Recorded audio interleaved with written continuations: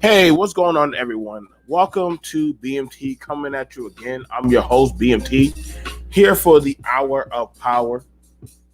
I'm joined here by a few people. I'm joined here by me, myself, of course, BMT, as well as I'm also being joined here by my co-host, The Real Dana, as well as the Honorable Cyber Lion. We're here to have a discussion, especially on topics, agencies, political, as well as influential things going on in our everyday life, laws, health, and different things that can actually bring of a great influence toward the people. We have a question that was also, we have some stuff that was brought before us. And, you know, I got to give a shout out to Cyber Lion. I got to give a shout out to Nichelle for bringing me some of the stuff that we're going to cover over. But I feel like there is a line of accountability that we got to start stepping on and actually start answering and addressing. If we don't start looking into these things and actually start finding ways for plausible situation and issues, it's going to get a lot worse. So that's why we have the Hour of Power. Now, in doing the Hour of Power, we also have to make sure that we make it comparable for the panelists. And what I mean by that is that literally we try to keep it where there is now panel etiquette. We also let all panelists know to literally be respectful, be responsible. Do not interrupt. One interruption is a mute. 2 interruptions is literally you get dropped down for 2 minutes. And 3 interruptions, literally, we'll see you for another day. But we would like to have the said discussion because I believe that these are discussions that literally can benefit a lot of people. That's why we have the Hour of Power. I don't like to just grab anybody. I like to grab people that literally are trying to actually make probable solutions. Dr. A sends her love for this one, and I say love you back. And we move forward with this one. We have also our attorney, Nichelle. She's been our attorney for the channel for a while, literally giving us good legal and stable advice. Greetings, everyone. Greetings. So I asked y'all like the video, share the video, and we have a lot of discussion. This is going to be something that, hey, that literally we can look from and learn from here on the Hour of Power. And so let me go ahead and turn on my screen. I brought on the question. Can we I messed that up. I'm sorry, y'all. I didn't have my glasses. I registered that thing. But can we use the Black Lives Matter? I was supposed to be use the Black Lives Matter narrative. I think I left the E out. Man, that's over. I'll fix that. I'll go down there and fix that real while we're doing this. But can we use the Black Lives Matter narrative to our benefit? That was one thing that was brought upon us. And the reason why that came about was literally I got it from Cyber Lion. Literally, he actually took a picture of this real-time while he was moving. Much respect to y'all. If y'all go ahead and find stuff, please bring it to me. I don't mind sitting down. And I saw it and I showed it to the team. And they're like, okay. So it was a mixed feelings. Some people didn't like it. Some people were like, hey, it's fine. What's the problem with it?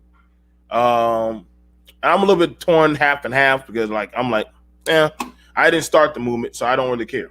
So, but also then we also have it where if you don't like the movement, why don't you just go build your own agency? You can go build your own agency or do whatever you got to go do. And that's something that's very straightforward to go do. If you don't like it, go build your own agency or start out your own. What's the next thing that we also have to talk over? Also, we have another topic going over right now that we're going to also hit up on is the noise complaints. Pretty much, police a lot of stuff. Responsibility is not being called out,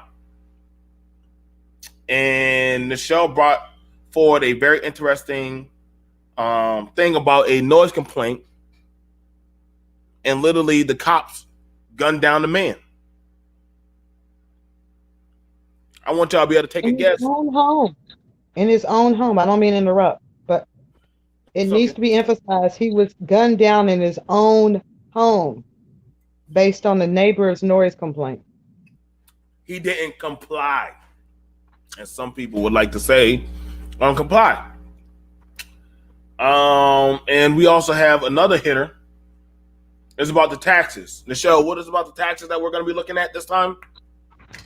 Okay. The president used his executive orders to do four things.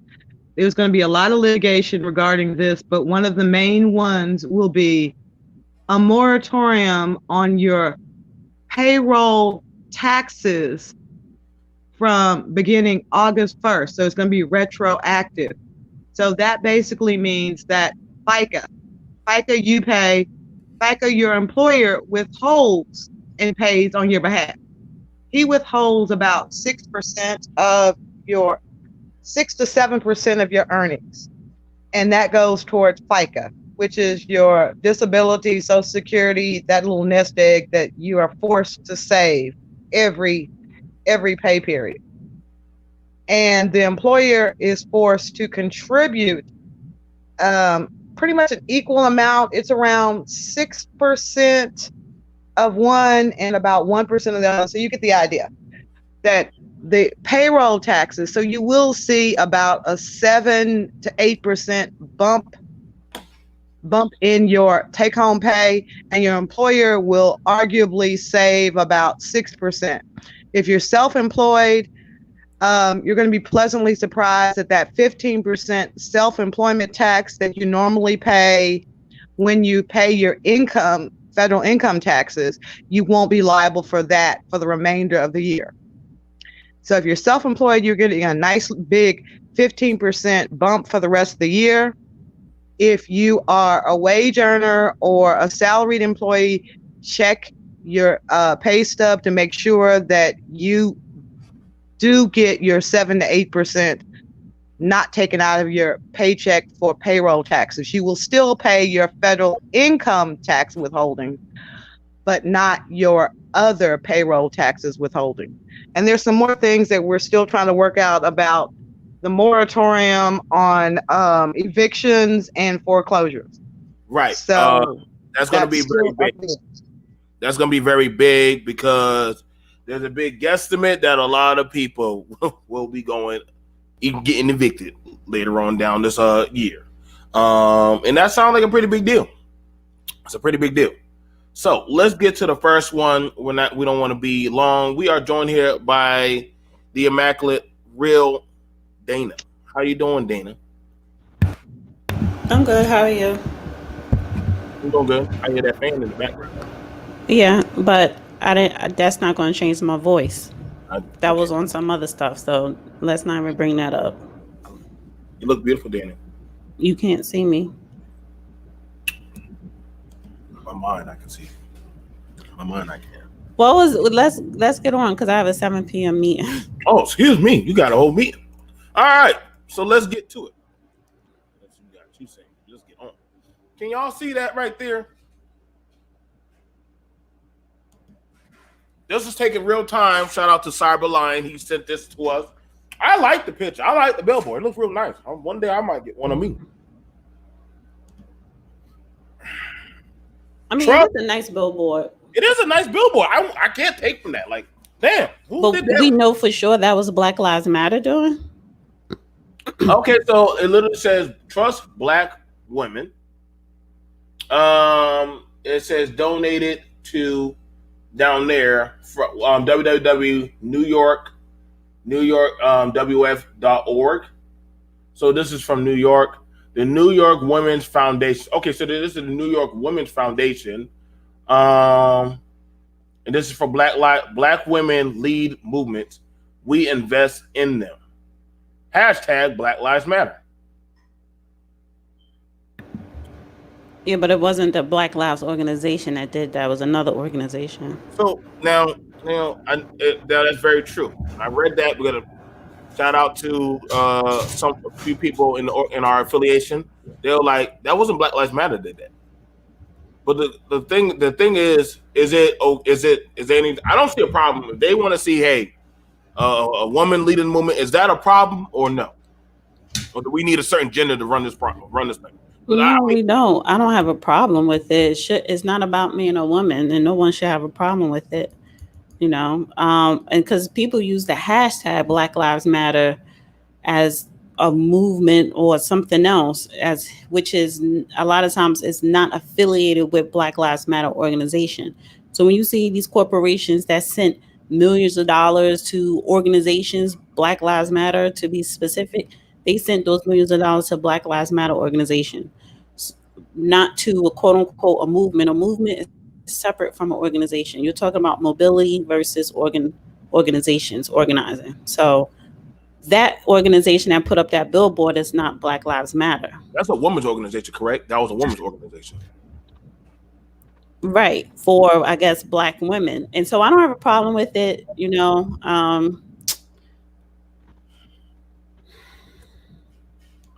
Do you think I don't have a problem with it? We have to learn to basically teach people, educate them that there's a difference between a mantra, that we believe in the mantra that Black Lives Matter. That's a saying, that's a belief, as opposed to Black Lives Matter Global Network is the name of the organization that tried to hijack this mantra. The mantra is organic. Many organizations believe that Black Lives Matter. The counter argument that all lives matter is usually said by people who don't believe in wearing masks because all lives don't matter. We're not losing that many people.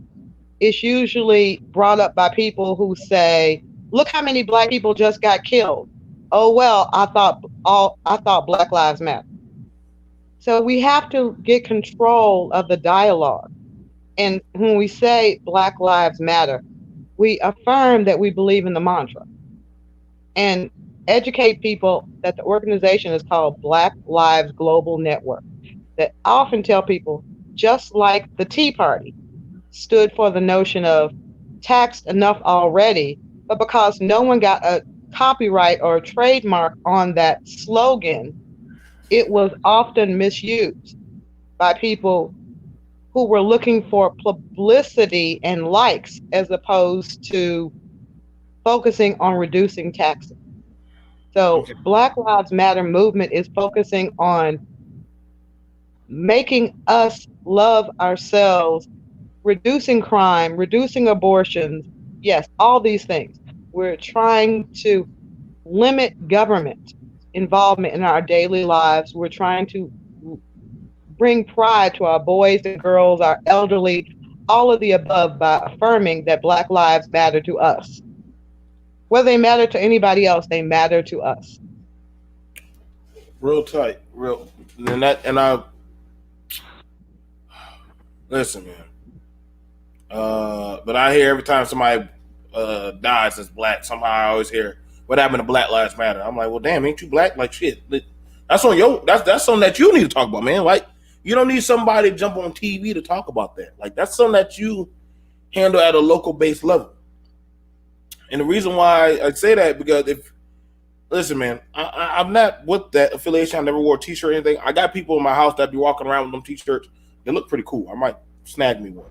But I'm all for, like, if you really want influence, you need to start getting involved in certain stuff in your local community. Like, get involved with Neighborhood Watch. Like, go help out at the schools or at the different things that literally you can actually do stuff. If you really want to make your life or those of your lives around you matter, then you got to go at the local level. And that kind of that cuts at the net, because understand this. The thing about it, I would have asked, because like Dana pointed out, that's a woman's movement. Michelle and Dana pointed out that's a woman's movement right here. The New York Women's Foundation. It says it right there. I just want to point that out. It's the New York Women's Foundation. Now, I'm not going off of the social media bit where somebody said, you know what I'm saying, that you know, there's a mixed feeling of some people don't feel like they're protected. And my advice to a lot of the men in the community, if you don't feel like you're protected, you need to go fund your own agency. Simple. Just go fund your own agency. You know what I'm saying? You ain't funding it, then it's kind of hard for you to tell somebody what to do if you ain't funding it.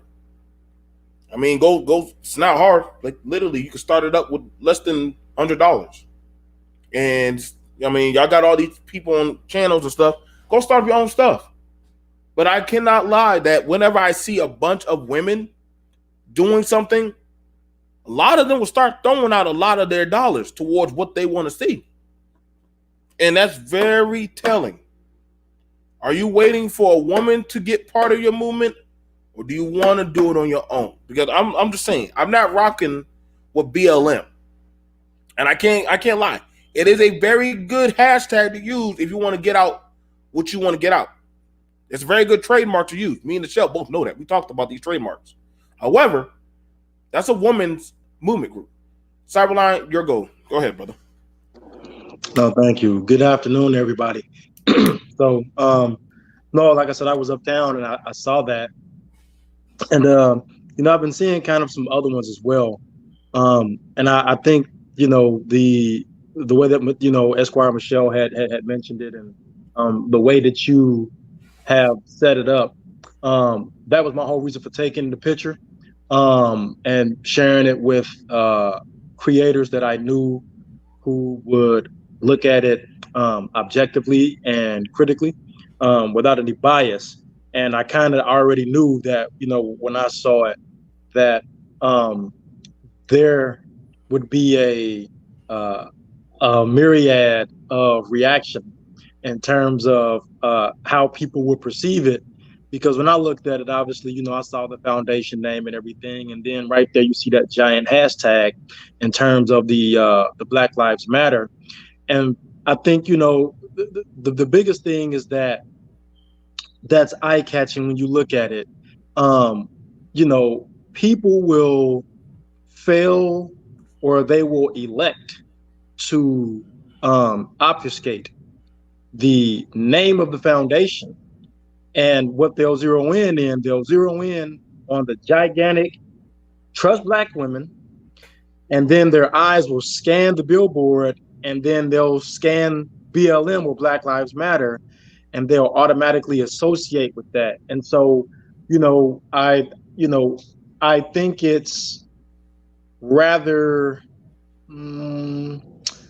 what's the word I want to use? I want to say, I think it's rather foxy, or a bit of subterfuge on behalf of that organization, a lot of the organizations, but, you know, that one in particular, to make that association. And, you know, if I were to ask anyone right now, or in the chat that's listening, who would you say you could associate Black Lives Matter to in terms of an organization, in terms of its structure, or in terms of getting the message out there? Could you associate it to men?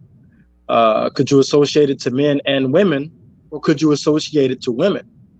And so from my understanding, I know that the founders of Black Lives Matter are women. Nothing wrong with that. But I think, the subterfuge comes in is when you start getting into that type of advertising, um, and you start putting it out there like that.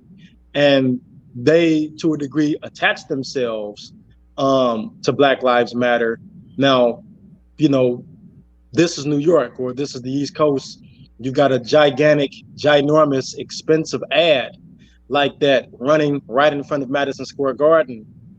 We know good and well Black Lives Matter knows about that. You don't go out there and you just don't put up something in the middle of Madison Ave or 7th Avenue and 33rd, associating yourself with a cause, and they don't know about that. So I thought it was very interesting to see that. And then the next thought of my mind shifted as, where are the men? And BMT is right.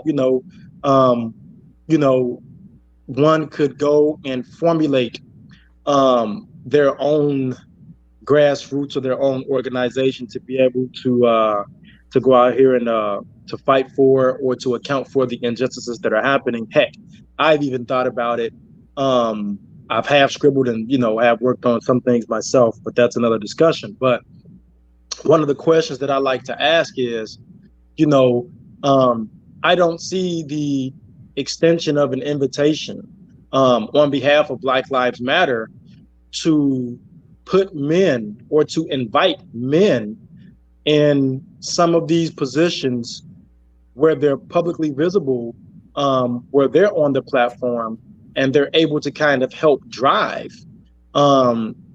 whatever this narrative is supposed to be about it. I just kind of see that it seems to be a woman's show dictated, by women. And again, I'm not saying that that's a bad thing, but I think it becomes not so much of a good thing when there is a particular narrative that is being spent and when the optics of that narrative are a bit skewed and they're not inclusive. So. Okay. And thank you for that. I think we get too caught up on the optics of things and generalizations about the narrative. Black Lives Matter Global Network was formed for one particular advocacy. They've said it over and over again that they are for bisexuals, they are for transgenders. They've said that they want to put transgenders in positions of leadership. I'm not going to argue with that organization. Yeah, I'm not arguing. For who they want to put in positions of power. I'm not a member of that organization. I never will be a member of that organization. But we do have so many organizations of men and women, Black and white, that are advocating for solutions. One of the solutions that we're looking at is look at sex trafficking. Oftentimes when a Black female or a Black male go missing, they are not subject to the same Amber Alerts as someone who may have blue eyes and blonde hair.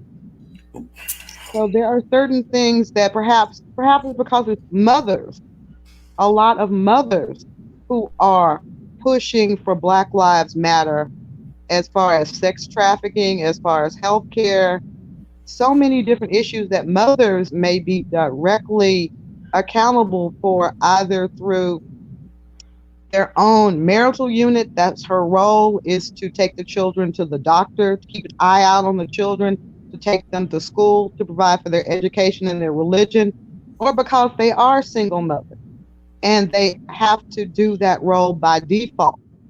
So I don't think we should always take everything within the Black Lives Matter movement and say it's an issue of Black men need to take control. I've said this since I was 19 years old. A leader does not need someone to let them lead. Nope. No. Keep rocking the show. You're right. I'm just saying. You don't need nobody. I don't need nobody to tell me to lead. Yeah. Right. Exactly. That is one of those things. If you are doing something of importance, other people will see that importance and follow you. You don't have to stand on the outside and say, hey, you guys won't let me lead. I mean, this is not a situation like the NFL, the NBA, where it is actually people are excluded because of their gender. Men can get control of the Black Lives Matter movement and say what that means to single men, married men, boys who are coming up, who are trying to find themselves. What does that mean to men? Is there something particular that men want to see changed in the law? Some policy they want to see that would be beneficial for generations to come, and not just for men who believe, hey, I don't want the government making me pay for some pussy I didn't pay for up front. Okay. Let me crack this out for y'all. Make sure I got it all ready. All right, there we go. Got it ready. Let's see about that. This is probably the most peaceful goddamn talking panel I've ever dealt with. I hope to God I have more like this. Now, I want to show you, because Nichelle literally is on cue on this one. A lot of men will ask, where does my power go? Where's my leadership? Where's my leadership? I get no respect in my community, in the house. I don't know why. And I can tell you, the farther your power spreads out, the more it dilutes and waters down. Does that make sense? Can't be everywhere at once. So, I want to show y'all something. Real quick. Shout out to Jay. This one was crazy. And Mimi. They brought me this one. 5 other men who have multiple children with different women. Nathaniel, stand up. How many children? 28. How many women? 16. Damn! Terrence. 4. 4 Children. With? 2 different women. Yeah. Ryan? Almost 5 children. With 4 Almost 5. Yes, now talk to me about an almost 5. I have another baby due November 22nd. So 4 children. 4 children. How many mothers? 4 different women. 4 different women. Yes. And you got a baby on the way. Okay. And John? 6 baby mothers, 11 children. 11 children. And Jumani? I have 6 children with 4 different women. 4 different women. Yes, ma'am. Now here's what I want us to get. That these men collectively have 80. That man right there. 1, 2, 3, 4, 5, 6, 7, 8, 9, 10, 11, 12, 13, 14, 15, 16, 17 women. 1, 2, 3, 4, 5, 6, 7, 8, 9, 10, 11, 12, 13, 14, 15, 16, 17, 18, 19, 20, 21, 22, and I think that's 23 and 24, 25, 26, 27, 28, 29, 30, 31, 32, 33, 34, 35. I don't know what power y'all looking for, goddammit. I don't know. I could never wrap my head around that many babies. God dang it, boy.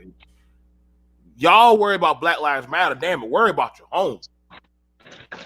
Y'all worried about bigger agencies. The first narrative agency of power that a man will ever influence is not that of the community. It's a home. That's your first power. That is your only power. Joe, can I say this? In old term school, it used to be a man protected. It was called family jewels for a reason. It was a value. It had value.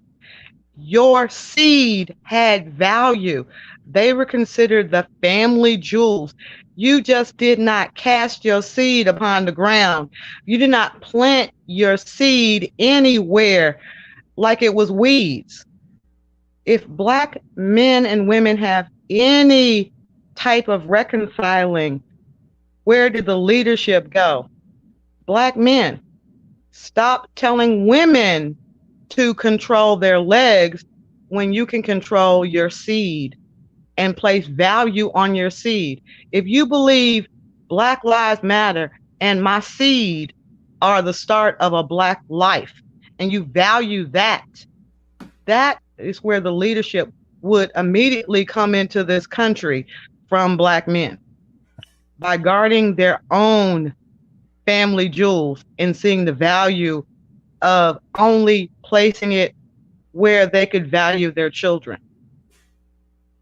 So I'm like I said, I'm not beating up on anybody, but I'm about to pass it over to the real Dana. But I just want y'all to understand when we talk about this, and this is very serious because this is a big issue in the leadership.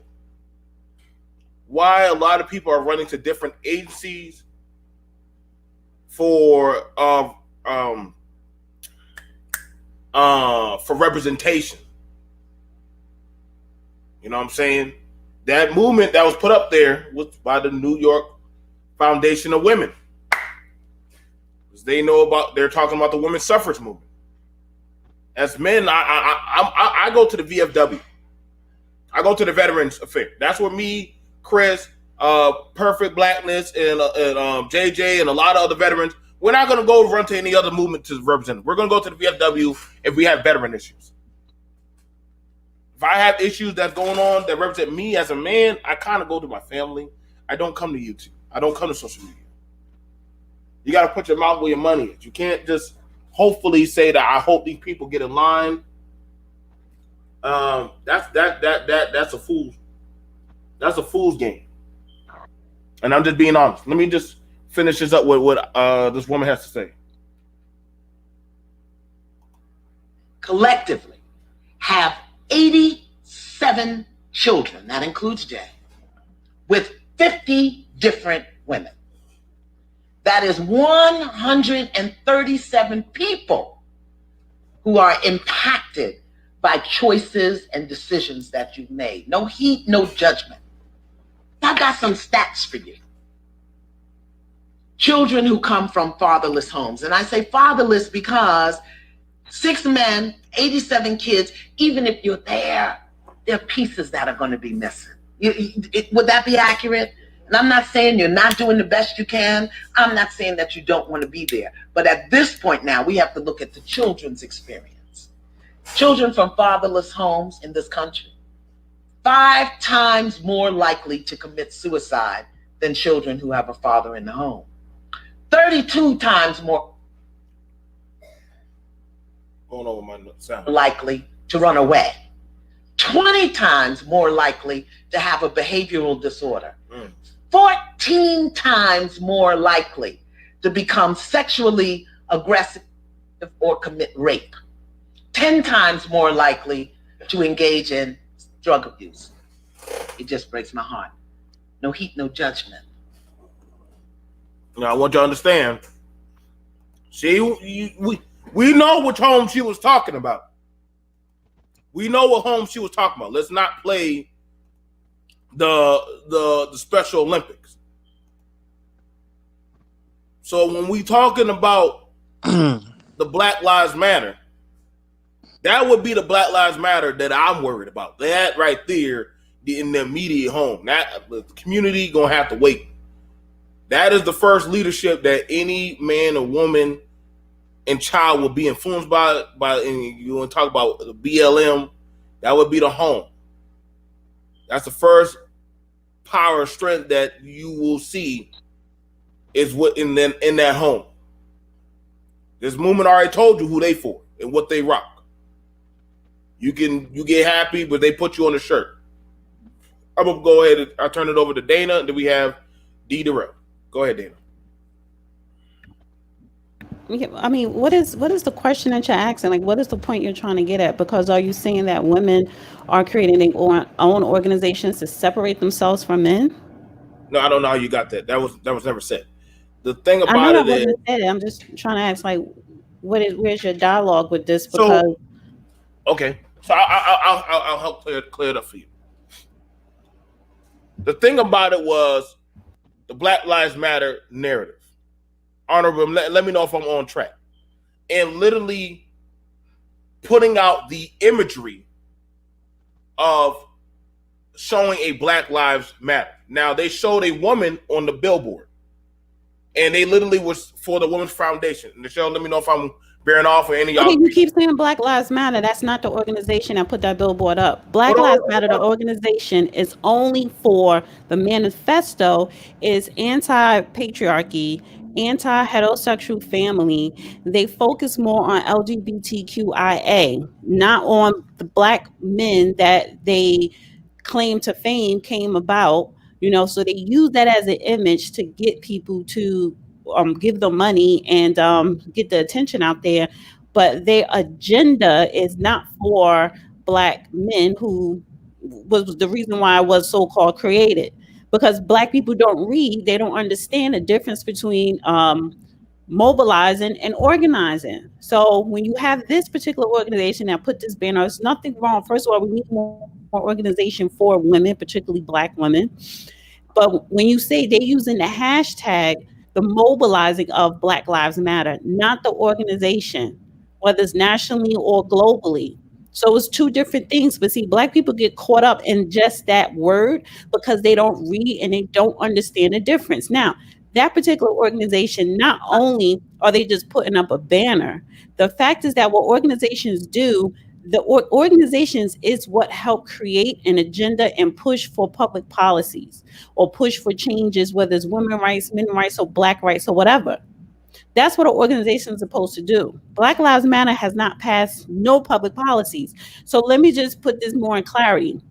If you want to know an organization that is legit and serious about Black people and getting things changed, you have to look at what is your Black agenda and what public policies have you already on the table pending in some type of politician office, or what public policies have you passed. Black Lives Matter has never done none of that. And if you want change, this is for Black people, you have to organize and push a Black agenda and push for public policies. It's not the politician's job. It's not the politician's job to give you a Black agenda. No, we give them a Black agenda to address the needs, our needs. We demand whatever public policy that we need to address our needs in our community. And that is what organizations is there for, is to help locally, statewide, and federally. Okay. I was going to say, one of the people that I know personally that's a member of the organization that put the billboard up is State Representative Tremaine Wright. And one of the things that she did in the name of Black Lives Matter, and I do mean State Representative Tremaine Wright, was to pass legislation specifically for Black Lives Matter, because she wanted Black children going to school and people going to work to be able to wear their natural hair. That legislation has been in force for a year under the mantra of Black Lives Matter. That not everyone, and I will say this until hell freezes over, not every Black politician is ignorant and unable to read. We need to stop that ignorance of saying that people who are highly educated, just because we don't agree with them, that they haven't read, they haven't researched, they're not passing. What are you talking about? Nobody didn't say that. Wait. Don't mute. Don't. Go ahead. No, I'm saying we're passing legislation under the moniker of Black Lives Matter, not the organization, but the mantra that there's specific things that Black women and men may need in their lives that are specific to them. Whereas Joe is bringing out the idea of, look, you guys, Black Lives Matter should start with the family structure, and that men and women do not have to be adverse to the notion that we should place more value on a nuclear family. Now, the leadership role in that family is going to vary by each particular family, just like any business or partnership would vary based on your strengths and weaknesses. Right. But an emphasis on returning to the days of let's stop blaming. Let's teach our young boys and girls that the family jewels is where Black Lives Matter starts. That it is a matter of leadership in our communities for us to value the sexual encounters that we have as more than just a thing. What do they call it? What was that released by Megan Thee Stallion? WAP. Yeah. We need Black Lives Matter. We have to consider. What about it? If Black Lives Matter, we have to consider our females as more than just WAP. Women have to teach their daughters and themselves that they are more than just WAP. Right, and I agree with that.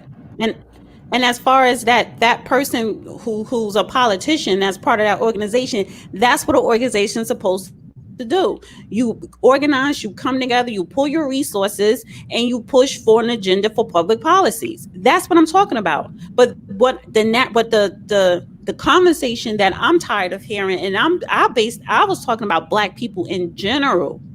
The majority of Black people, when somebody chants Black Lives Matter, they're thinking of the organization, or they think both the hashtag and the organization is the same. And people are not saying that because I say Black Lives Matter, I'm not referencing the organization. And then there are some people who actually work with the organization because they do have Black Lives Matter chapters in different cities throughout this nation.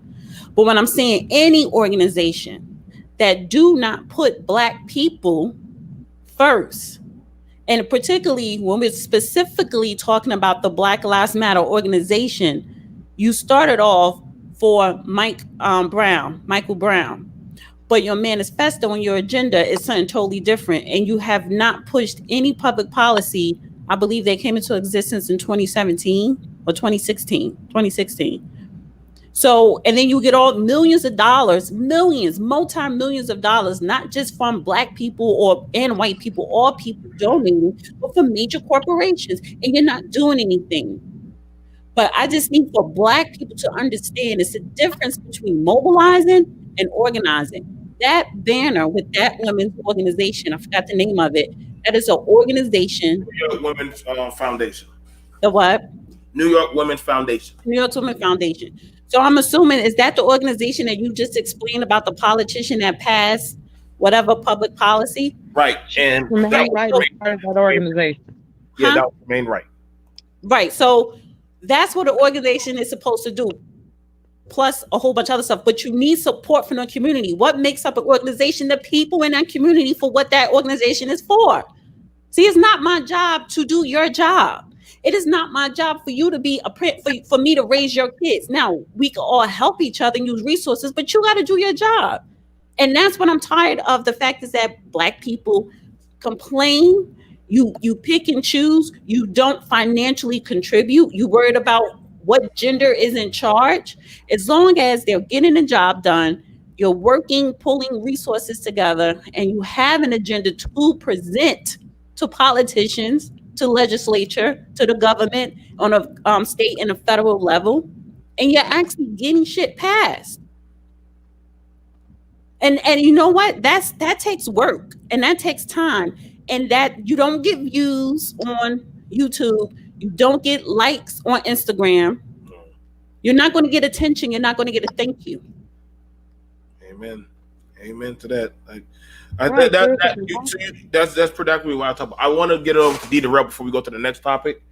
D. Darrell, we're talking about the narrative. As you could already understand, we're talking about the narrative of literally. There was a billboard put up by the New York Women's Foundation. Shout out to Tremaine Wright. I see that's one of Nichelle's Duke girls.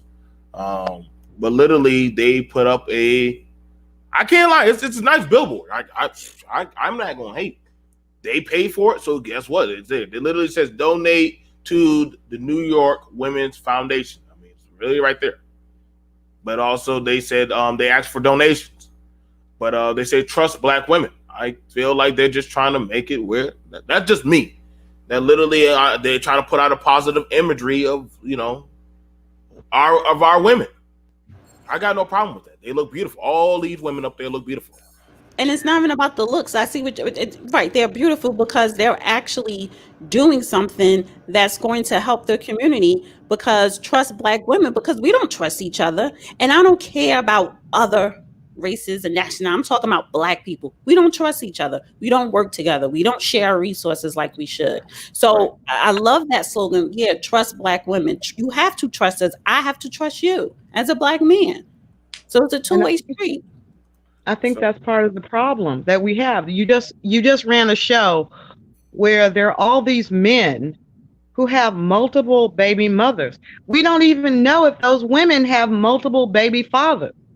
Maybe this guy who had 17 kids by 5 different baby mamas, maybe the reason he had moved on is because those women could not remain faithful to him. There's trust issues. Maybe some of that stems from the buck issue of slavery, where the males that could have a lot of different babies by a lot of different women got a lot more food than other males, and the female that would sire more slave children by anything that was inserted in her, and I do mean anything, any male, whether it was Black, white, Indian, or whatnot. Maybe that is something that we need to address, because our ancestors fought for the right to have their children and their loved ones with them. They fought and died. That's something we often forget. That when we're talking about the mantra, and I'm going to be very clear, I always say Black Lives Matter Global Network, which is about pushing an agenda of transgenders, lesbians, and bisexual Black people that some feel have been marginalized in the Black community. That's just there. So whatever money they get to pursue their agenda, that's fine, that's their money. But also look at the role that, as far as Black women are concerned, I have no problem working with Black men. We have what we call historically underutilized businesses that now white transgender men are now beginning to dominate. This is chess, not checkers. And so a lot of what we need to focus in on Black Lives Matter is the fact that the media is taking this turn of, if Black women can do it, why can't white men do it as well? White men are the ultimate victim. And there's no one really defending the Black female, the Black family. Everyone is open to men taking charge and saying, yes, I am setting the standard. This is what a Black male family led looks like, without being negative. Right. Positive leadership. That's what Black Lives Matter is supposed to push, the mantra.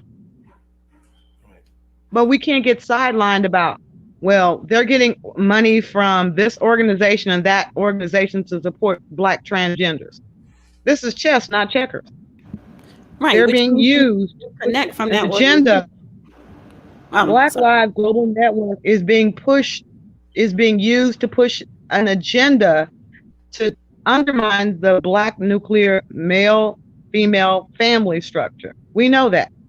We need to educate other people.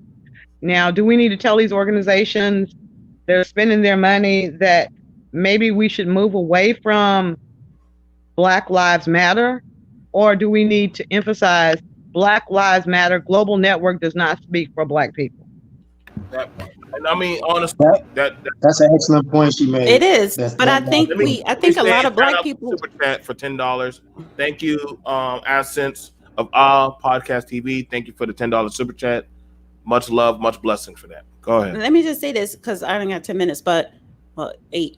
But a lot of Black people don't deal with Black Lives Matter organization. However, but the slogan it's already taken off. You have it paved in streets in major cities. So it's a lot of, so it's, I don't know how many black people still think that organization is for black people or the black family. But we also have to take into account that organization is not for black people, period. It's just for LGBTQ, whether they're black, white, or whatever. But A lot. right, but the fact is that the black family does look different because you have mass incarceration. You do have a lot of single mothers, head of household. So does she not, because there's not a man there, should she not have access to some type of resource and support? We still need community.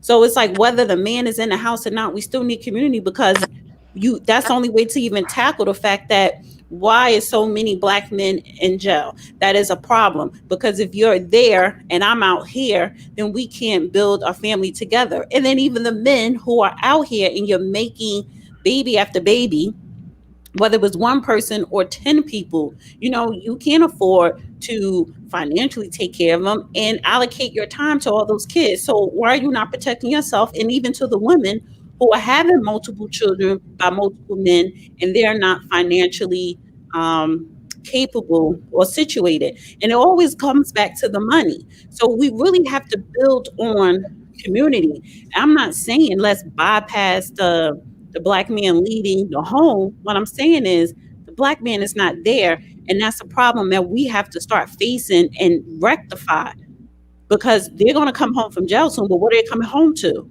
if there's no community there? And then while I'm out here raising the kid by myself, because maybe he's dead or he's locked up or whatever, I still need help and resources. And I don't have family support. I need the community there. So the community is a mixed makeup, especially in 2020. But we still need a community because every other group and race have a strong community except for us. Like I said, uh, Um, brother, I'm giving this to D. The question was, can we use the Black Lives Matter narrative to our benefit? Assumes our nation builds. Right. Go ahead, D. And that's what I was saying. At this point, with Black Lives Matter, I think it's a tarnished organization based on a lot from what the two women have spoken about. We have to understand that it's funded by George Soros and so on. You look at the tenets. The tenets have nothing to do with black people. It has more to do with gender orientation and so forth. And from a perspective that I think is anti-family in itself, from my perspective. So I'm going to say at this point, in regards to Black Lives Matter, we should start from scratch. If we want to create new organizations, or let's just say hold the past civil rights organizations more accountable. I think that we're not even holding Black Lives Matter accountable as far as their funding and so forth. I mean, the reason why they're able to accept corporate funding, their separate funds from everybody else, is because we haven't held them accountable to that. Regardless of what their orientation is and so forth. These organizations that don't do anything for black people, that are supposed to be doing something for black people, we do a horrible job of holding them accountable. I'm talking about the Black Caucus. We do a horrible job of holding them accountable. The NAACP, years and years of not holding them accountable. And until we hold them accountable, they're going to continue to do the things that they're doing. And so my perspective on this is in regards to at the grassroots level, because I think it should start from the local level. I think the strategy that I would look at is strengthening our community and to strengthen our politics from the local level first, and the state level. I wouldn't even focus on. I'm not saying that we should ignore national, but I think that we can get a lot more done from the local level and state level, and instead of concentrating so much on this nationalistic stuff, in which to me, to be honest with you, as a people and as a whole, we're just not politically literate enough as a whole, where we could actually get something done, and we don't have the capital as far as to raise that money and galvanize people to really affect national elections and so on. So, but I do think particularly black cities that are majority have a large black population, we can definitely get some gains, and particularly states where we have a decent population with certain districts, we can get some things to promote change. I mean, unless we were to commandeer Black Lives Matter and other organizations from a and so on, I think that it's basically it's a waste of time as far as us trying to, I guess, take that mantra and try to carry it on to mean something else when it from what it was uniquely supposed to mean at the beginning of its genesis, because now it is turned into to something totally different than what it was supposed to be. It would be very difficult to transfer it back to what it was meant to actually take care of, and that was for basically, I understand they use the imagery of black men and so on, but it was to basically, to create awareness and so forth, and to do things, and hopefully, like they talked about, creating policy, which they've never done or anything like that, to benefit black people as a whole, whether you're black female, black male, or what have you. And they haven't done any of that. All we're seeing is marching. All we see is people on TV grandstanding, saying different things and so forth. I knew, I'm gonna say this. I remember when Black Lives Matter had that interview with Hillary Clinton during the previous election, and they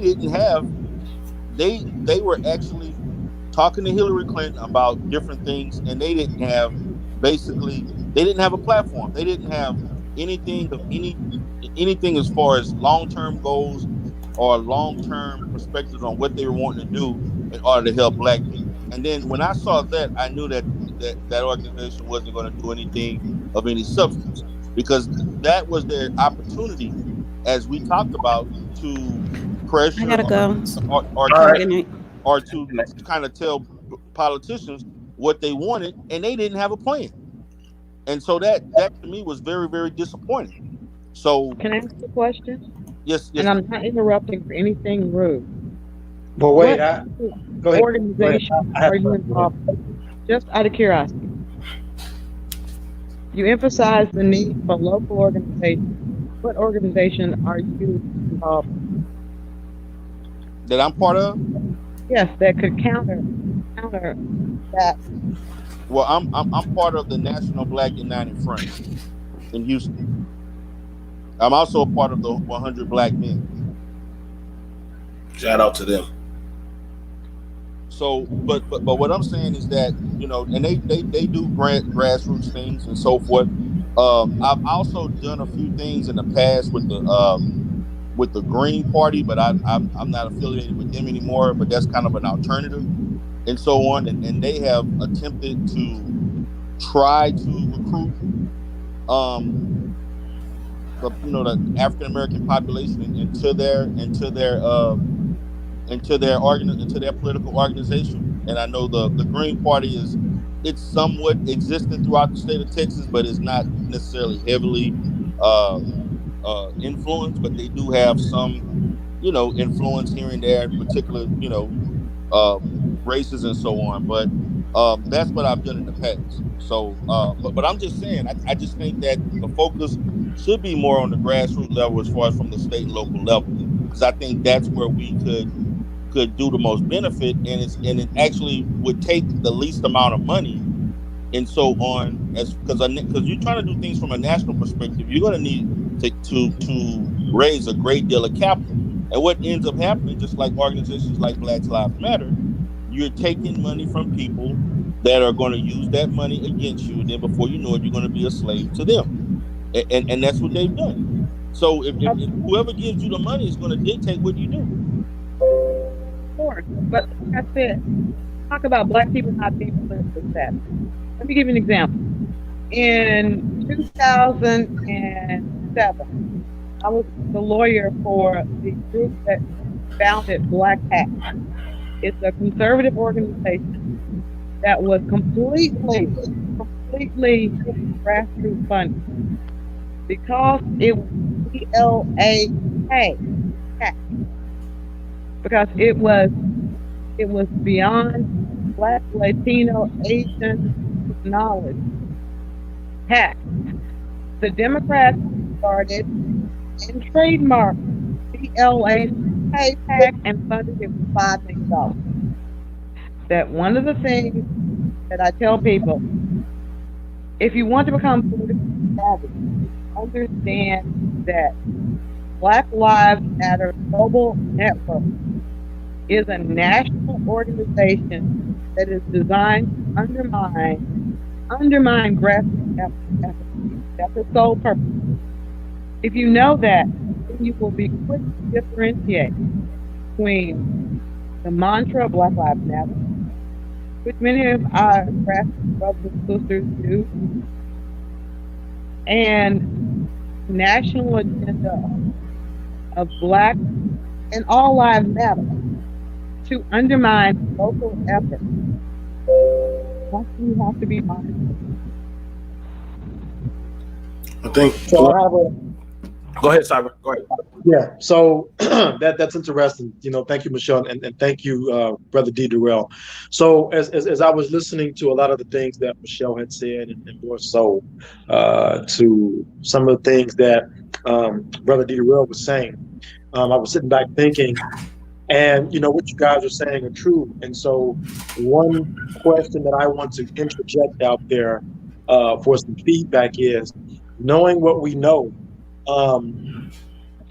do any of you feel, or how do you feel regarding the aspect of separation?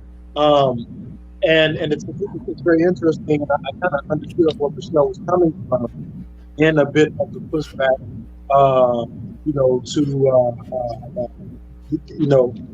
to Dana. The reason I say that is because when we look at it, you guys are right. That movement, using the guise of things that happen to Black men, that's what it's using for its momentum. It's using that for its gas, so to speak, its fuel.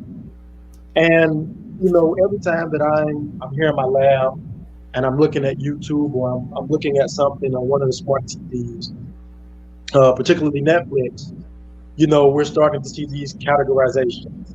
Now these docuseries or these documentaries or the video genre. And it's got the titling up there, Black Lives Matter material. And, granted, there is the covert rationale for their basis. When do you all feel, or how do you feel it appropriate for us as a people to actually begin to say, you know what? We need to start detaching from this, and I'll tell you kind of where I'm going. When we see out there in the street, a lot of the protesters and marchers, their passion, they have on the symbols.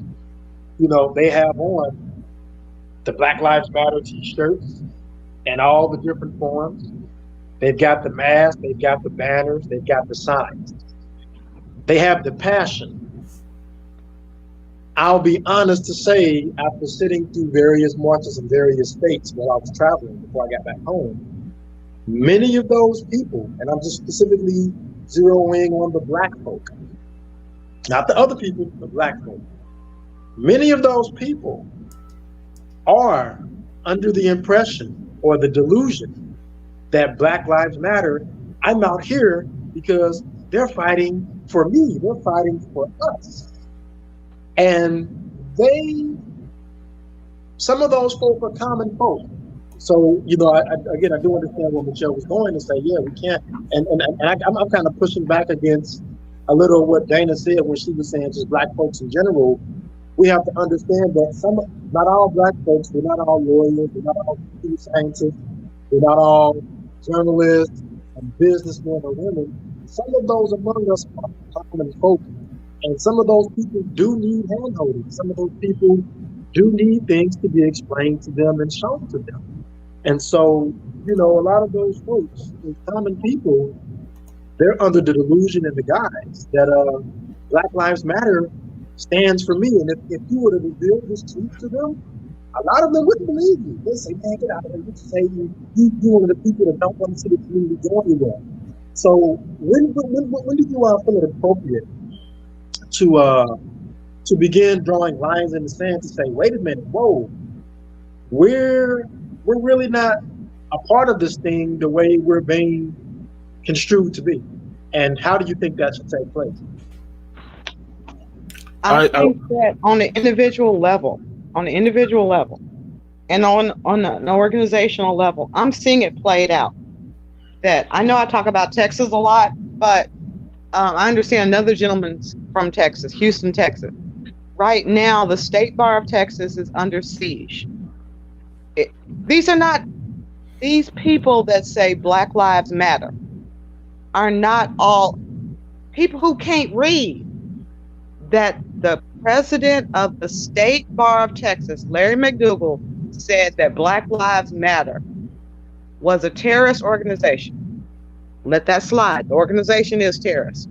When he said that anyone wearing a Black Lives Matter t-shirt at a polling site should be arrested. Every lawyer, every Black lawyer, and 50% of the white lawyers say, okay, step down. You don't understand the law. Step down. There's a difference between saying Black Lives Matter and supporting Black Lives Matter Global Network.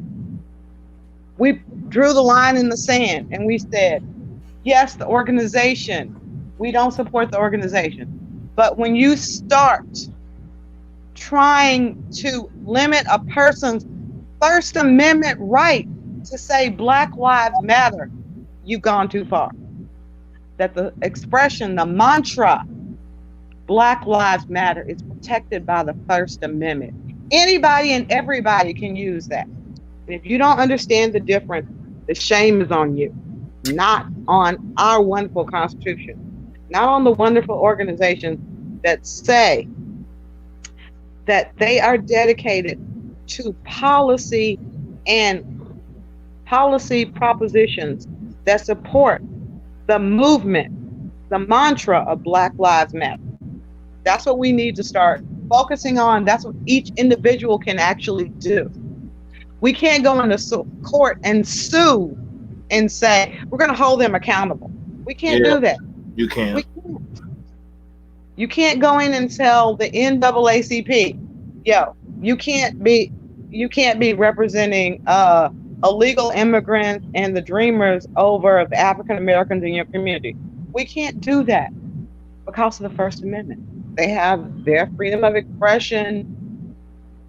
Now, if they are taking money under a pretense and not using it for what they said that they were getting the money for, but right now, Black Lives Matter has said that their agenda is about promoting LGBTQ agenda. But we can't be mad at them if that's what they promote. We just know that we can't support them financially. That's what we have to understand in our growth as Black people in the political realm. That it's called puppet government. We have to identify organizations that are puppets. They're using their Black skin to make money. They're front for a white organization. We can call them out. Each individual can call them out. We can establish organizations to call them out. These are things that we can actually do to foster and protect the Black Lives Matter movement and the Black family. Like I said, that's why I said I showed y'all the video of the men and all those children. Look, not sure if it flew over some people's heads. I'm just trying to show y'all. Yeah. The first influence of a narrative you're going to see is your home. You're not a movement. Some people don't even know hardly anything about this movement. My kids don't ask about no BLM. I mean, I got people that I affiliate with that they do, but when they see me in my home and in my power, guess what? Okay, yeah, that's a Black life that I'm behind. You got a better chance doing local grassroots Yep. I've been doing it for years. We don't. There ain't no BLM that walked through. I mean, when it came time to watch over Charleston, guess what? It was a lot of us blacks out there. We weren't all like, no, we weren't doing all that stuff. We were just out there protecting what was ours, our city, our town, and our home. Go ahead, D. Yeah, they do a lot of grandstanding, and to be honest with you, this is a question that I pose for those that with BLM. You only hear from BLM when a black man dies, or a black female when somebody dies. I mean, basically, when you look at all the deaths that have happened this year, and so on, they were quiet for months at a time, and so on, until somebody actually dies. Do you actually see them being visible? Where is the visibility and work, the dirt, the day-to-day work that they're supposed to be doing? I mean, I don't want to. I mean, my thing is, I'm tired of seeing people marching. I mean, yes, marching is good for making awareness and proving a point. But what about the day-to-day and the year-round gains that's supposed to be made? Where's the work that needs to be done as far as networking with politicians and other politicians and so forth from whatever level? You don't see any of that. You don't see any organization to do other things outside of to me. This is what I'm observing from what I've seen. Someone else can say something different, but I only see Black Lives Matter being visible when somebody black dies unjustly by the police. Period. No, that's true. That's why I said, listen, man.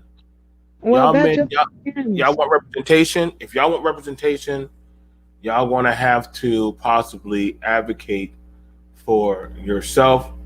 I'm gonna bring out the next topic because we got 3 topics that we can cut at. Since we're on to advocacy, IRS topic number 751: Social Security and Medicare withholding rates. Y'all, Lord have mercy, boy. Oh boy. Obamacare, Neo Obamacare. Here we go. Because I'm gonna say this last time. Y'all were complaining that about the Social Security. I remember that y'all they were complaining about that last time. This is why I say, listen, man, y'all gonna have to start. A lot of people I saw that got old or got handicapped or disabled did not have anything to fall back on. And they usually have to go call up Michelle saying, hey, what happened to my 401k? What happened to my 5K plan? What happened to all that other stuff? And literally, we're going to pass it over to Michelle because literally this is going to affect a lot of y'all. Right? Lord knows, now that this COVID thing going on, I'm pretty sure this is being kicked into overdrive right now. I have a question, BMT. From Michelle handles Social Security benefits. She handles all. I didn't know that. Like, oh. No, I didn't know that because I tell your job. But no, it's not derailed. But literally, because I do a lot of that type of stuff. I deal with. I refer a lot of mental health clients that have issues getting Social Security, and as she may know, it could be a very tenuous process. But I've dealt with that for the last 10 years with people having issues, and I've had some that had to seek counsel to get their benefit. Let me explain the background so you understand. I'm what's known as a general counsel to corporations. So that meant that I actually spent years of my life protecting corporations from discrimination claims, from disability claims, from workers' compensation claims, from breach of contracts claims, from going after our insurance companies for not paying out on their indemnification agreements, going after insurance companies for all kinds of different things. That I do complex litigation, and usually I'll be honest with most people. The amount of things that we can basically charge for on a contingency is very low. It's by design. Really? Justice is for sale in this country, unfortunately. You'll have a whole slew of, you remember during the 80s, 90s, you had all kinds of discrimination claims, and then it went to reverse discrimination claims. And now we're about to see a whole new round of foreclosure claims and mortgage claims under the show me the note theory that was going on right during, 2006, 2008. They cycle. What lawyers can make money off of cycles. That the only steady pretty much for lawyers is personal injury, but that is if you're ambulance chaser and you're going after the big insurance companies. That's why you see a surge in so many of the civil rights violation claims. They go nowhere. They just settle. That after Eric Garner, and I want to distinguish these cases for a reason. In the Eric Garner case, unlike the Mike Brown case or the Trayvon Martin case, they consistently said that the officer did an illegal chokehold. Our United States Supreme Court has said you can't sue officers under the law that was created for you to sue officers for constitutional violations unless we've given you permission based on another case with the same facts. There's never a case with the same exact facts. If they have to distinguish your case and say that your case occurred in Texas versus Colorado, they will do that type of distinction in order to quell your constitutional rights. There will be a lot of challenges. But I like to eat like everybody else. So please ask me any questions. Now, I got a question, Michelle, but I know we only have so much time with this one. And I know I want to separate that one that we're going to do about the man being shot in his home. I want to separate that for something for me and you to tackle that on our own. I think that's a show by itself. But literally, the 751 Social Security Medicare, how would this be something good that's going to affect the middle class and business class America for the good, or this could possibly hurt them? It's going to hurt, but it's going to be good short term. Yeah. Now you have to remember, short term is going to hurt because it's 7-8% in your pocket right now. Yeah. Long term. Now, when you start filing your disability claims, they're going to look to see what you paid in. If for any, oh God, I'm so scared for people because people are minimizing the long-term care consequences of getting COVID. If you're one of the unlucky people that survives COVID and then has a long-term care disability, you need to zero out all of your assets. That 401k, you need to pay for all your deductibles before Medicare. This is the way you deal with it. We care for the elderly. If you're not over 65 years old, Medicare does not kick in. We aid the poor. But in order to get aid as a poor person, you basically have to zero out all of your assets. No car, no bank account, and it's particularly troubling for married couples because they used to allow half loaves, and in many jurisdictions they don't. If one spouse still has money, the other spouse has money. So how this is going to play out without people taking long-term care insurance out, it's going to be very difficult to care. So my immediate response to everybody in the age of COVID, not only do you need your life insurance, long-term life, not short-term life, long-term life, you also need long-term care insurance. If you have a business, get business interruption insurance. we're in uncharted territory. So when you're in uncharted territory, get Aflac if you got a job. Now, question. Now, I gotta ask Cyberline. Do you think a lot of men in your age class and lower will be ready for this turn of events? I know we hear a lot about the brothers and doing different agencies, travel, community, culture. Do you think a lot of these men and these women will be ready for this hit? Because I'm telling y'all right now, whoo, get ready to take that bump on your paycheck. Get ready to take that bump. Gonna be a wild ride, baby.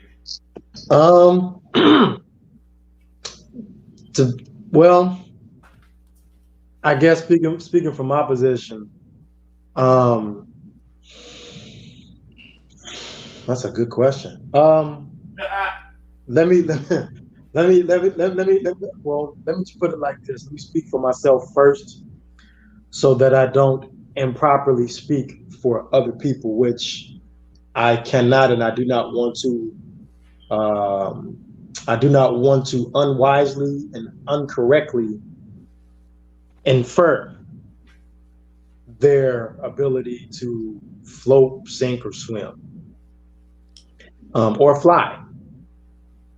So for myself, I'm going to be fine. I'll be fine. And I don't necessarily base that solely from a monetary standpoint, because I believe there's a part of your question that has a little bit more depth to it, and I'm gonna pull that depth out. We're all only as good as the current economy holds up. God forbid, some small subatomic nuke goes off over there in the great city, and wipes out a bunch of shit. At that point, money doesn't mean anything. Your cars, your Roth IRAs, your 401ks, all your little investments, for the future mean nothing, because should we fall into a situation where we become, I don't know, dystopian, or those things don't matter. And so, I'll be fine through this current thing that we're facing while we have an economy intact, because I simply just made moves to make sure that I'm gonna be okay. But at the same time, I have no children. My only dependent that I really have is my mom. She's like 72, 73. And so I think that's one thing. And aside from living flashy for some part of my life, the most part of my life has mostly been to kind of remain, in the shadows and just kind of looking over the cliff. But if let's say that, for other people, I can't really speak for them, because some people are making a substantial income currently, whether or not they're living above their means, meaning that they have to go out there and get that big old house, had to go get 3 or 4 Jaguars and all this other type of stuff. And should they take a hit, it is going to dramatically reduce their standard of living. And if they're the type of people who are concerned about image, I'm speaking about Black folks here, if they're concerned about image and they're too proud to scale back for fear of being talked about, they might be in trouble. But I know some other people who should be just fine. But let's say if we were to have the economy ripped out from under us, where none of this shit matters, and we find ourselves in a situation like Poland, or like the Russians, or like Germany was way back in the day. Hey, I've got a couple of my tools spread about in various places. I know how to catch, kill, and live off the land, and so I'll be fine. So that's the best way that I could answer that, and I hope I answered it with respect to not wrongfully gauge anyone else's other chances of survival should things get rough or rougher. Go ahead. I'm gonna say it like this. I don't mean to interrupt anybody. I have clients who are calling me up saying, Nichelle, I have an employee that has been confirmed with COVID. Now I need to make some decisions. Do I tell the employee she's fired? No, you can't do that. Okay, what do I do? Okay, well, 2 weeks sick leave. Do they have sick leave? Yeah. Okay, 2 weeks sick leave with pay. You're gonna have to, whether they are producing for you, you're gonna have to pay them as long as they fall under 2 weeks of sick leave. Nichelle, they went back out and got reinfected. Okay. You have the medical, excuse me, the Medical Leave Act. If I'm not saying it correctly, but yes, employees are allowed Emergency Medical Leave Act. They're entitled to time off without pay. They ain't making you no money, but you cannot replace them with somebody that's making you money. So now you have the first hit with COVID is the person's not making you any money and you still got to pay them. Second hit with COVID, I don't care if it's, your employees are making $10 an hour. That's over $400 a week that you have to pay out. And they ain't making you no money. Yep. You got to get somebody else to cover them. You're losing money. Exactly. Yeah. The second time, Go. I don't know how many people have in their budget to shut down for 2 weeks and pay everybody. Because you also have the liability concern that if this person that got exposed to COVID comes into the job and is breathing all around, hey, everybody, how you doing? Every employee at that job is sitting up there going, okay, if I get COVID because you exposed me to this person, I'm going to sue your ass for all my medicals. Nichelle, I want to ask you a question, just an opinion on something that has been pretty prevalent in Texas. What is your, position in regards to the unemployment benefits that have been paid out to people who have, were unable to work and they're getting paid double fold, and the Texas Work Commission is now asking them to repay that money back? Long and short of it is, under Texas law, I'm saying Texas law, you get 80% of your salary. So we get back to, if you were normally making $10 an hour, your unemployment was basically $8 an hour. Charged back to the employer under their insurance. It raises their rates. But you have to ask yourself one thing. This goes into a whole new policy argument regarding our minimum wage, which is still set at the federal level, $7 an hour. You're paying $10 because you're trying to be generous, and then you get hit with not only having to pay them 80%, they're getting an extra $600 a month, and they don't want to come back to work, but they do have to come back to work in Texas. So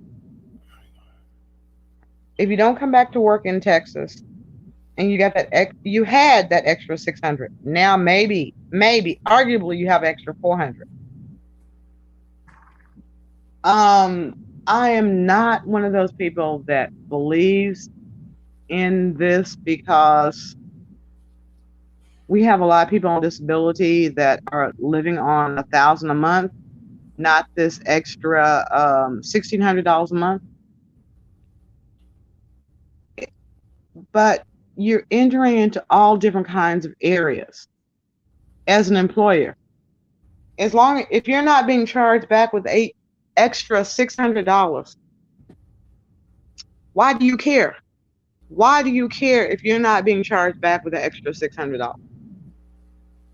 If they don't come back to work and you open up your doors and offer them their job back at their $10 an hour and they say, nope, on to the next employee. That's What does exactly. it hurt you? Let me say this real quick, but I know I gotta wrap it up soon. Listen, I live in the state of South Carolina. If I think you got COVID, I don't need a reason. I just fire you. That's just easy. I live in that state, and actually more states are going into that. I want you to understand this. If it literally and actually is being mandated, it's actually being pushed. See, this is something I want to hit to you. This is called South Carolina termination with discharge. What you need to know: South Carolina is an employment at will state. Do y'all know what an employment at will state is? That means if I need you, this means that either the employer or the employee may end the employment relationship without giving either notice. In other words, I could see you. Cause. Huh? You don't have to state a cause. I don't have to tell you why I'm fired. I don't. Now, I want you to understand this. More states are now wanting this on their books now. But they're like, hold up.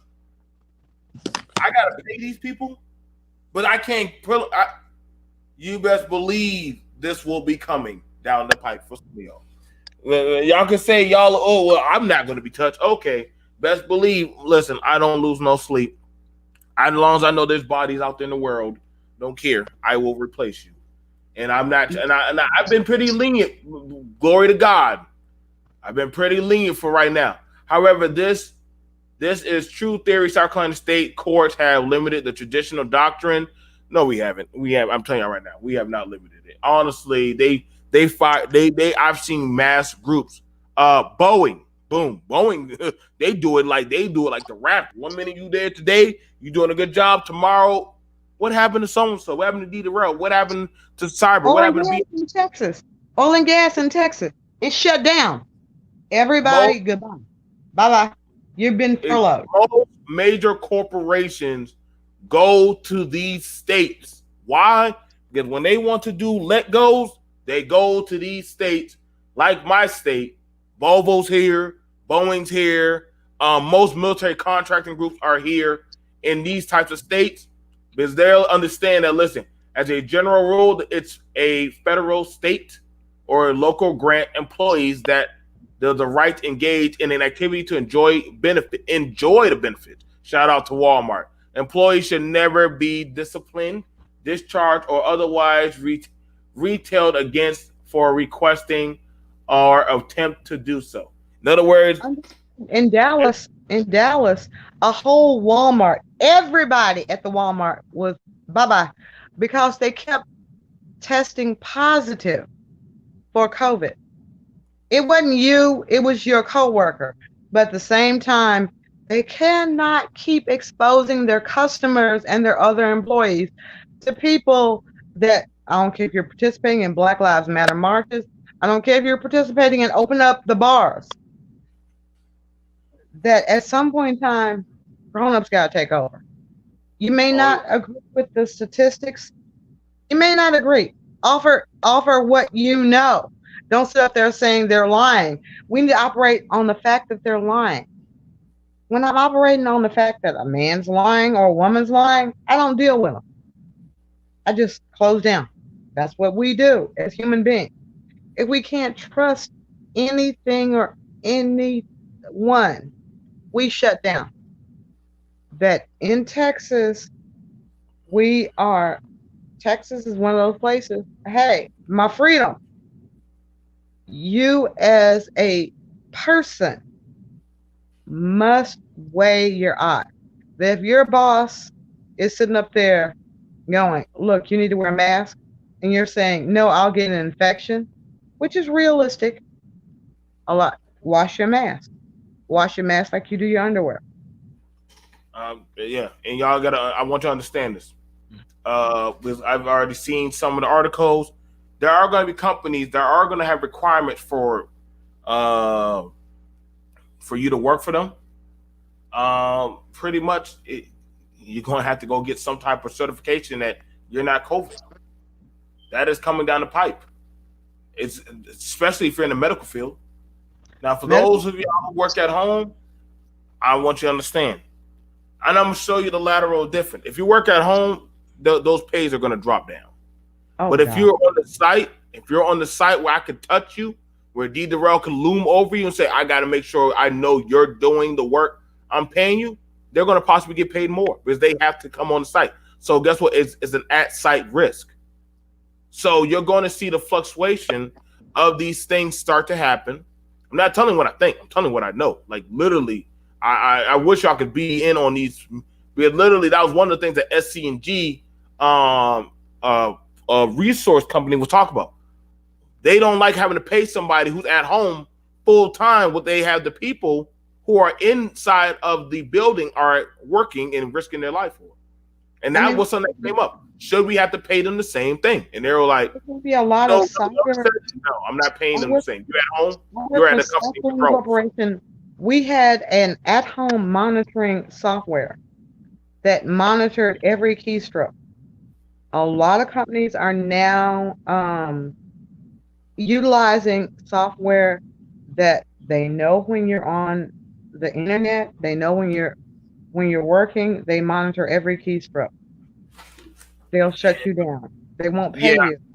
Well, we can see we can see some of those things, but I mean, I'll be honest, because again, I can speak for the computer science piece and the technology piece. I think we need to be very clear about industry. Some industries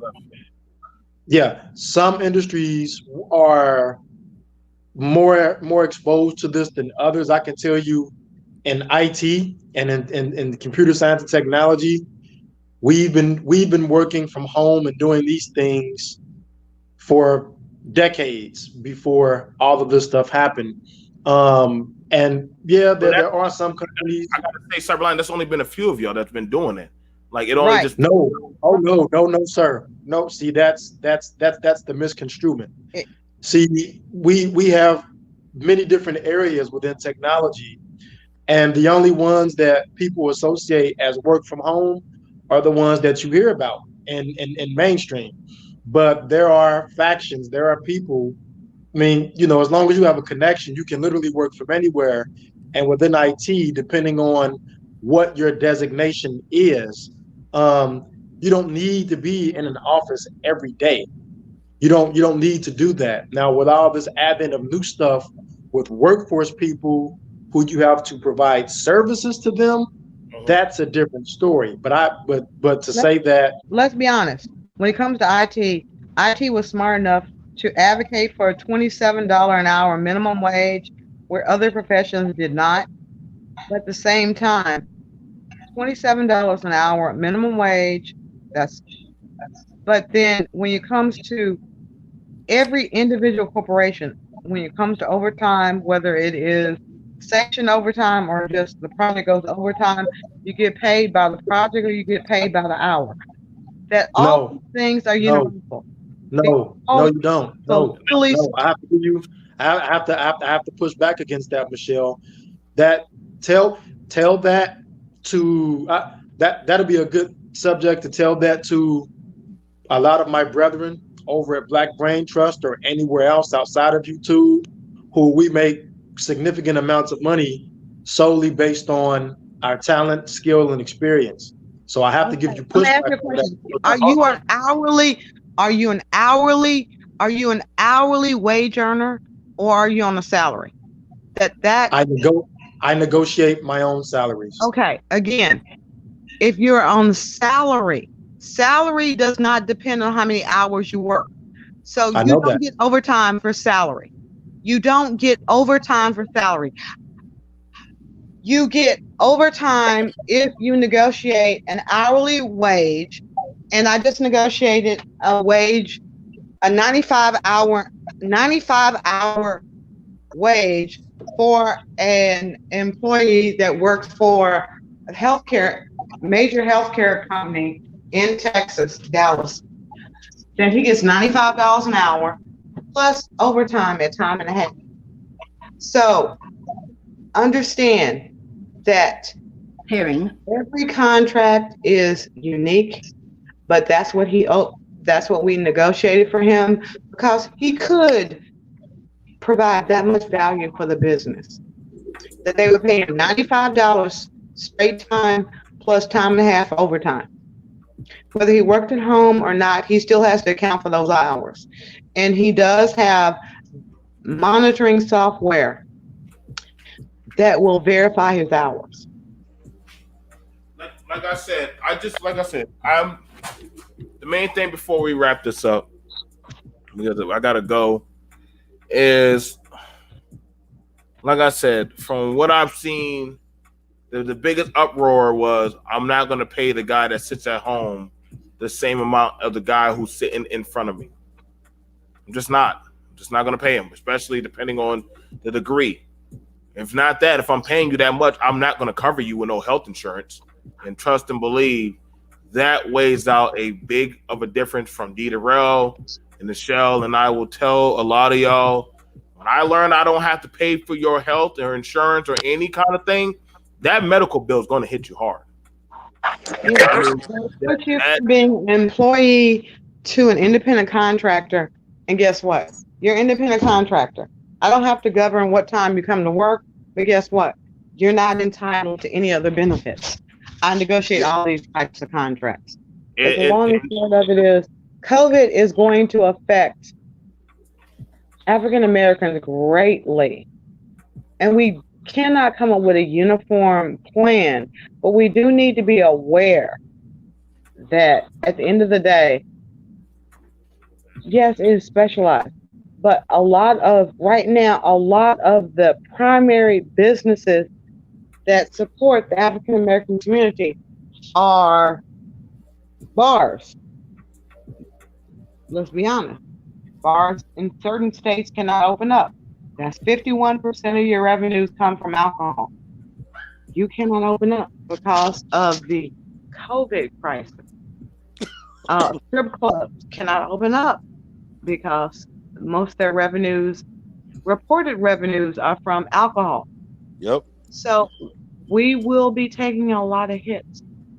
Dental hygienists, all the things. I mean, I can go through all of these quasi blue collar jobs that Black Americans have through trade school. They're suffering. A lot of the college degrees in accounting, etc., will be suffering because they'll be switched over from a wage earner or a salaried earner to a contract earner, which will quickly end your benefits for insurance. You have to be mindful of these things. Like I said, they're now mandating it. For a lot of these things, you're going to have to have some type of coverage. I'm just being honest. To come on certain sites, certain areas, certain groups, certain buildings. Like I said, my cousin, she's a contractor for the goddamn government, and you can't even step in those buildings to even go touch those servers unless you check their bill of health. So that means they have to check you. You know what I'm saying? So it's getting more serious from the legal, in the medical side, and from the industrial side that I'm standing on. That literally the cornerstones of the world right now. Hell, they don't even know about the education side. Right now, we're still trying. Right now, the biggest tip of the tongue right now, because there's a surge of children, babies, that are even 10 years old, are jumping up with COVID. So now they're all looking at, if those school doors close, I'm willing to bet you this nation will be closing in a few days right after that. Joe, and that is discuss planning, each family planning for what if your child gets diagnosed with COVID because they've gone to school. Your 8-year-old has COVID. Your insurance is going to jump up. Your insurance is going to jump up for that. But who's going to stay at home? Who's going to take the financial hit? How are you going to manage to stay at home that the Emergency Medical Leave Act, you can take off, but you cannot get paid. So how are you planning to deal with the fact your 8-year-old gets hit with COVID and now your job is at risk and you have to stay at home to take care of the child, or the child could be taken away from you due to neglect? These are real world questions that must be addressed. It's not about Black Lives Matter proposing policy. It's about each individual looking into what is happening. What will happen between now and basically May, the school year? It's already started. Like I How said, we can make Black Lives Matter as far as our children. What's our agenda for Black Lives Matter for the school year? And with that, we thank you guys. I do apologize. I'm going to go contact D Darrell to try to set up something differently about the mental health degrading, the mental health degrade of the community, and how there's been a surge of Black deaths, and it's getting worse. So we're going to have to talk about that. And literally, we're going to have to talk about a lot of stuff about the evictions that are going to be going on. Evictions, as well as the suicides that are going to be jumping up. Much respect, much love to everyone. Thank y'all for coming through. Like, share, subscribe. Peace. All right, take care.